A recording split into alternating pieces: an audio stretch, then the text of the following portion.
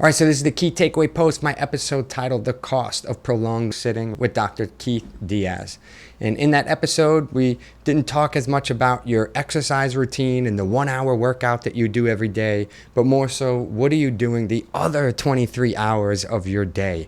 How do you engage with work? How do you engage with entertainment, friends, family, all of these things so that you can involve your body? Those who know my big 8 physical activities, that's the model that I've created. One of those big 8 physical activities is physical living.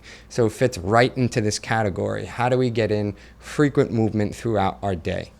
So when you look at the physical activity guidelines that were put out in 2018, you'll see that there's, different components of fitness, cardiovascular, muscular strength, endurance, etc.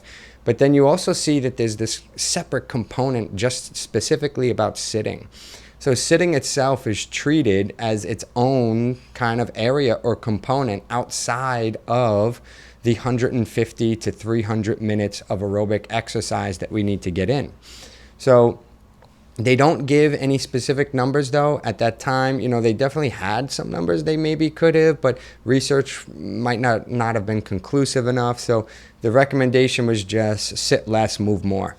In 2028, they will very likely be putting out some real numbers on this. Hopefully, we'll see if they do or if they don't. But part of this episode was to sit with Dr. Diaz and see what are some of those guidelines that we could potentially give. And he did give some numbers. So for one, he said sitting, we'll see that when people sit for about 9 to 10 hours in a day, that's when we see the biggest health consequences and the biggest drop off. So up until about 9 hours, it seems pretty steady and flat line. And then after that 9 hour point, somewhere there's that big drop. And so it seems like we should not be sitting more than 9 hours in a day. The other thing that he said is that we want to move about every 30 minutes to every hour.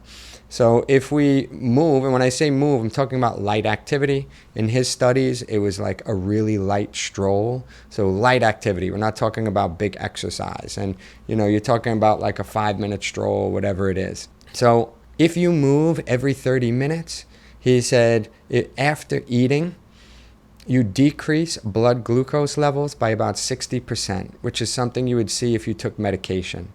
If you move every hour, you decrease blood pressure by about 4 to 5 points, which is what you would see if you did aerobic exercise for 30 minutes. So we're seeing that moving every 30 minutes to an hour is what we want to do or what we want to strive for. Little extra motivation. In the episode, he alluded to a study that I was able to look up afterwards, and it's called the Dallas Bed Rest Study, which is pretty much where they took 5 20-year-olds and they had them in complete bed rest for 3 weeks. And then they measured their aerobic output, blood pressure, heart rate, all of those things. And they see this drastic drop. And they keep those numbers. And now 30 years later, so that was done in 1966. I'm sorry, in 1966. Now in 1996, they measured their aerobic output just with aging to see what it was. No bed rest, right? They did it again 10 years later, 2006, when they were 60. When you look at the numbers and you see after 3 weeks of complete bed rest and what their heart or what their aerobic health was, and you look at 40 years of aging and what their aerobic health was just at age 60, naturally walking around, and you see that they were comparable. So 3 weeks of bed rest was comparable to 40 years of aging, in particular with your aerobic system. So it's very, very clear that when we sit and do nothing, our body, it is not a good thing. It is a problem for us.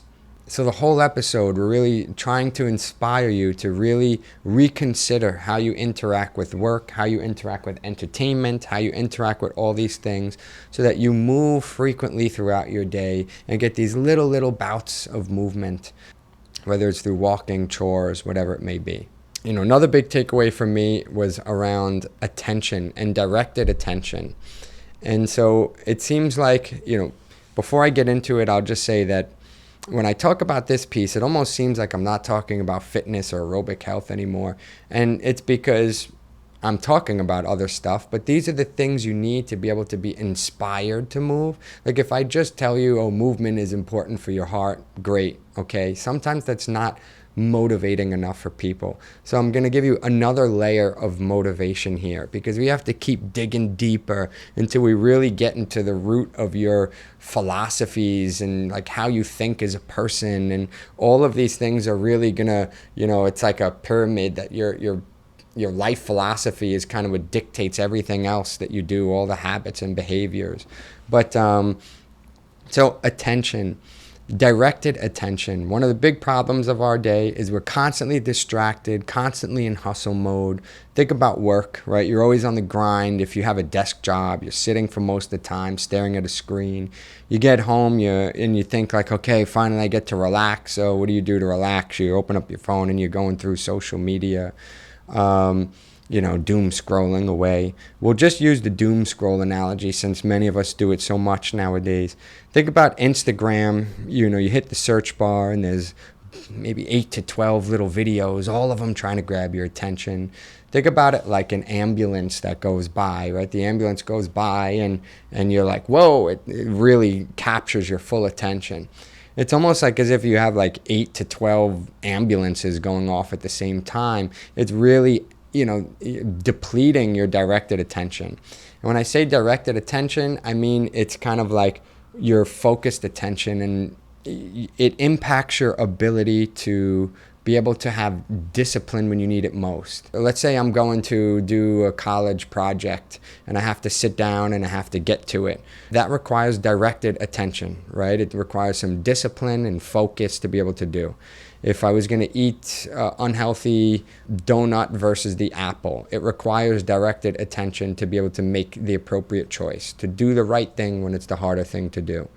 And so when we constantly deplete our directed attention throughout the day, we don't have it when we need it most. And we constantly deplete our directed attention in things that really don't matter much. Instagram, right? All these things that are there and just grabbing your attention and designed to do so. They just suck that they deplete that directed attention store. And now when you need to go do that project that you actually have to get done, or the homework assignment, or eating healthy choice, or whatever it is, you just don't have the willpower to be able to do it. And so what's one of the best ways to replenish our directed attention? Outdoors, being outdoors, and in particular going for a walk outdoors. So moving your body, and moving outside even better. You could start moving your body, you could move in your house, you could do chores, you could get up, you could do something around the house. But I think moving outdoors is even better and more superior. And we often think about if you're at work and it's like, all right, I'm going to just go outside and go for a stroll. Well, I can't do that right now. I can't go for a stroll because I have all these other things I have to do. I have to check off everything on the to-do list. And we have this idea of like this chase and this rat race, and even social media, or imagine like a dating app or something like that. If I can scroll through 50 people, I have a better chance at seeing the one that I actually really, really like, or finding, or whatever. And we're constantly like grinding, or we're constantly looking for these treasures that keep trying to get our attention. And one of my newest thought processes is there is no treasure so important that I lose my ability to be in the present moment. And by that, I mean, like, it's all a facade. We constantly feel in many areas of our life like we have more access to the world, more access to information, more access to dating, more access to, this, that, whatever, all the movies on Netflix. There's always that half-screen one that shows, it only shows half of it, so that you got to scroll just to see what it was. And like, there's like more and more and more. And it's really just a big facade. I say that 8 hours of straight work is nowhere near as good as 4 hours of work with 4 hours of walking outside. Because when you go for that walk outside, you're going to replenish your directed attention. So when you do work for 4 hours, you're actually able to give it your all, as opposed to 8 dragged out hours that were really kind of not giving any quality work. It is important, of course, to work. It is important to have goals. It is important to grind and do things like that. But you also need to take the time to replenish. And you need to do that every single day. So that means today, when you work today, or you go to whatever it is you're going to do, at some point in your day, you should take time to do nothing, where you just walk for the sake of walking. You look at the trees, you look at the birds, you look at what's around you, and you stroll for no reason at all. And when you do that, it lets the dust settle a bit, and you'll find that you tend to be more creative, more productive. You think of new great ideas, and they just, because that's when, right, when your brain is able to organize all of this stuff. They say also in sleep, that's why it's important to sleep well, right? If you do a lot of hard work, there needs to be moments then when you do nothing, because your brain is working outside of your conscious awareness. And it's almost letting that dust settle. And if it's just always chaotic dust, you never give it an opportunity to organize the puzzle in your brain, to be able to put the puzzle pieces together. So I mentioned the piece about attention because when you're sitting there and you're thinking, should I take this break or not? It's not just for your aerobic health, although that's a great enough reason. It's also so you could give it your all in all these other places. It's also so you can enjoy this beautiful gift of life that's been given to you. It's very important to slow down and take that minute to go for that stroll. This is not a movement break so that you can then just get back to it's living. Like, you need a second to live, not break and run back, and the whole time you're on the break, you're just thinking about how you need to get away from the break. This is it. It's right here. Slow down a bit. Take off your socks and shoes. Feel your feet on the ground. Wear some athletic clothes so you feel like you're ready to move more. Make it a norm, whether it's your work culture, couple friends at work. You always go for that stroll after you eat lunch, whatever it is. Slow down a bit. Enjoy life. There's no big rush. There's no big treasure waiting for you somewhere that's more important, that is worth losing your ability to enjoy the greatest treasure that's right in front of your face, and that's the ability to be here on earth and live. One day you're going to look back at this moment right now and be like, man, I wish I could be there again, or I wish I could be that age again. What are the other great things I would do if I had my youth back and I had my health and all these things? And this is it, right? Don't give up on that gift that you got right here, right now. Work hard to maintain your youthfulness, and then enjoy your youthfulness. Because in the last years of your life, you're not going to remember the doom scrolling, and you're not going to remember the grind at work. You're going to remember the moments that made you feel most alive, which were probably when you were moving outside. So I address that attention piece because it's really important. It hits a little bit more of that philosophical, like how you think about the world and stuff like that. And you really need that in order to be inspired to embark on this journey. So the last piece I'll leave you with, Dr. Diaz gave a couple good strategies, really good ones. Man, he said one of them was time movement to cues in your day. Right, so this is really, by the way, about bringing this stuff to life now. So he said, yeah, okay, we're inspired. We know how important it is. All this is great. But now how do we actually do it? And what are some strategies that can help us to do it? So he said, time movement to cues in your day. He used to have this smart watch that every hour it would vibrate and remind him to move. And he was like, you know what? I don't like that one because I'm not in the present moment with that. And oftentimes what happens, it goes off. I'm in a meeting. I'm not able to move at that point, and then I'm more stressed, right? So instead, he ties it to a cue in his day. Every time he has a meeting, after that meeting, he goes for a little stroll. Myself, every time I eat dinner, after eating dinner, I go for a stroll outside. So you have these moments in your day. I have a pull-up bar in my door frame. Every time I pass that door frame, I try to do a pull-up as well.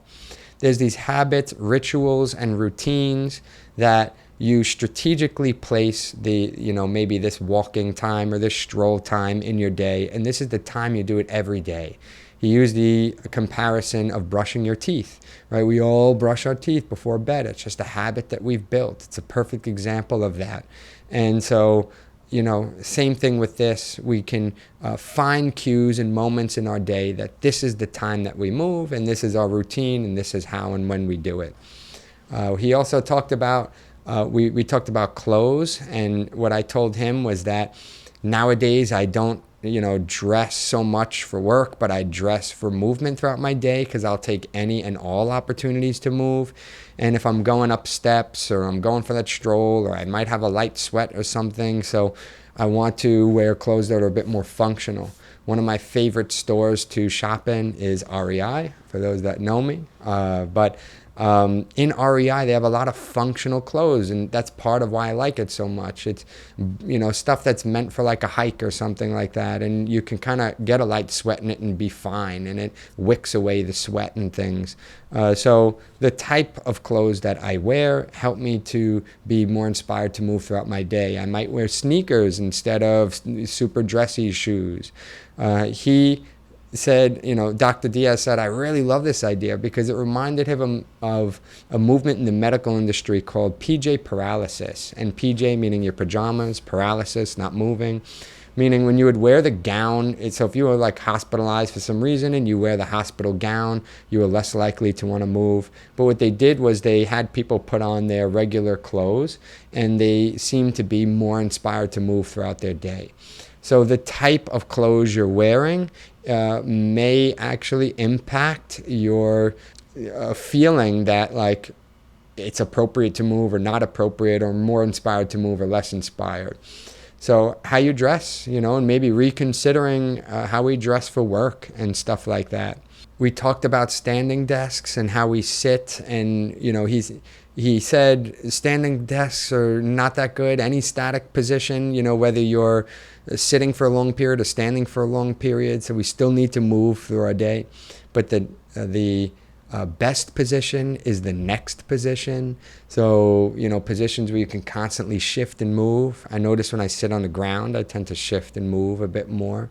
So shifting, fidgeting, those things are good. We talked about the value of chores and how, vacuum your own house, do your own laundry, do your dishes, cook. All these are great ways to be able to get light movement in. During COVID, he said, people did not work out less. We actually worked out the same. But the big thing that was different was that how we interacted with the other 23 hours in our day. We didn't get that light movement that we normally did, right? And so that's what we're thinking about here, like the chores, the walk, the this, the that, going to get the groceries myself as opposed to ordering them, trying to move away from this convenience culture we created. He talked about things like getting off a stop early or parking far and walking. And myself, there was a point when I found parking far and walking to be a burden. Now that I understand the value of it, I crave it to some degree. And, I'm really not just saying that to say that. Because I know what it's doing to my brain and body, and I crave that medicine. I know that I'm going to, whatever it is I'm going to do, whether I'm going to an interview or whether I'm going to work, or like I'm going to be more creative, I'm going to speak better, my thoughts are going to move more fluidly. If I'm going to hang out with friends, I'm going to feel better, I'm going to be more lively, anything I want to do, it's going to be better. I'm going to feel better as opposed to feeling dragged out. There's this saying in education, they say when the bum is numb, or maybe physical education, but when the bum is numb, the brain is the same.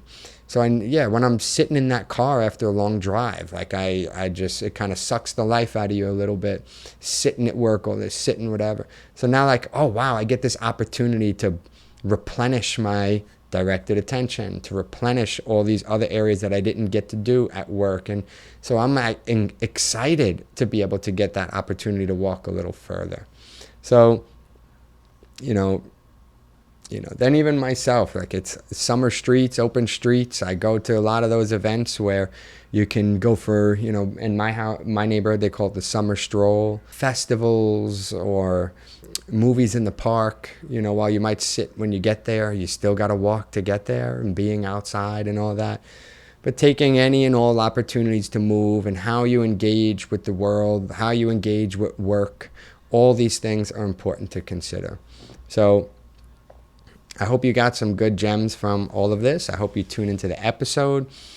Keith was really inspiring. He shot out a lot of research and stats in that episode that were inspiring for me and eye-opening. We had a really good flow back and forth, so he was fun to talk to. So definitely check him out and check out the full length episode, and I'll check you all soon.